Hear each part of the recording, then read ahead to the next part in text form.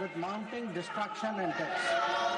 Normal life and economic activities in the entire region are visibly affected and in some cases have come to a halt. We therefore reiterated our call on 3 March for dialogue and diplomacy and spoke up for an early end to the conflict.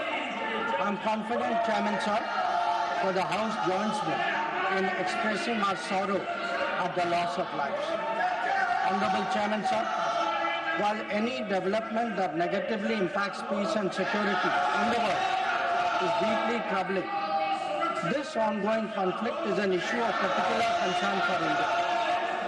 We are a neighboring region and understandably have obvious stakes that West Asia remains stable and peaceful.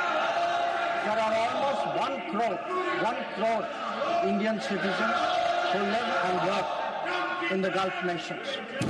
In Iran too, there are a few thousand Indians who are there for study or for employment.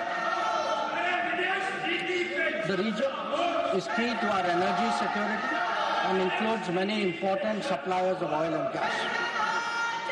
Chairman Sir, the Gulf is also a major trade partner, accounting for almost $200 billion annually. The House is also aware that in the last decade, there has been significant investments from the region into the Indian economy. Therefore, serious supply chain disruptions and climate of instability that we perceive are serious issues. Furthermore, these include attacks on merchant shipping, where Indian nationals often constitute a large proportion of the crews. We have sadly already lost 2 Indian mariners and 1 remains missing in such incidents. I know that the House joins me in condoling their deaths. Honorable Chairman Sir, Government has been assessing the situation in West Asia continuously since the 12-day war in June 2020. We noted the indications of growing tension and cautioned the Indian community in Iran accordingly. On 5 January 2026, Indian nationals were advised by the Ministry of External Affairs to avoid non-essential travel to Iran.